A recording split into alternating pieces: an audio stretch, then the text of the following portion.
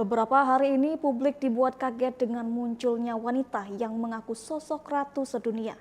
Wanita itu terang-terangan menyebut dirinya sebagai ratu dunia yang memiliki warisan di 17 negara. Ratu sedunia itu bahkan menyinggung soal Soekarno, SBY, dan Jokowi. Setelah ditelusuri lebih lanjut, terungkaplah identitas asli sosok ratu sedunia.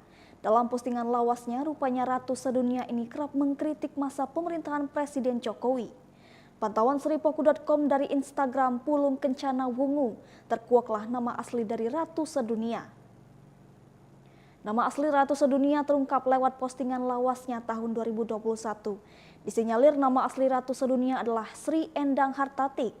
Fakta tersebut didapatkan dari postingan Ratu Sedunia yang memperlihatkan sebuah sertifikat mengatasnamakan Union Bank Indonesia dan bertanda tangan Soekarno. Dalam sertifikat tersebut, Sri Endang disebut telah diberikan amanah sebagai pemegang harta di wilayah Jawa Timur. Di kontennya yang lain, Ratu Sedunia sempat mengurai tempat tinggalnya, yakni di Kediri, Jawa Timur. Dalam akun media sosialnya, Ratu Sedunia juga sempat mengabadikan momen bersama dua anak perempuannya yang sudah menikah. Sementara itu, kemunculan Ratu Sedunia belakangan ditanggapi pengamat sosial. Dalam tayangan di kanal YouTube TV One News, pengamat sosial Devi Rahmawati menyebut bahwa fenomena kemunculan sosok yang mengaku pemimpin dunia tersebut sudah ada sejak era reformasi.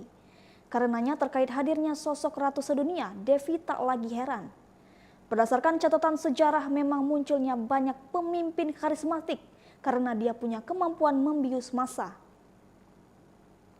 Perihal alasan orang-orang seperti Ratu Sedunia muncul, Devi mengungkap penjelasan singkat bahwa biasanya sosok pemimpin karismatik hadir ke tengah masyarakat secara alami. Adapun asal-usul sang pemimpin karismatik tersebut, Devi mengurai fakta mengejutkan. Kata Devi, biasanya orang-orang yang mengaku pemimpin dunia itu adalah sosok yang punya persoalan berat di hidupnya alias depresi. Yang menyebut pengikutnya pun tak hanya berasal dari masyarakat menengah ke bawah, tapi juga masyarakat kota.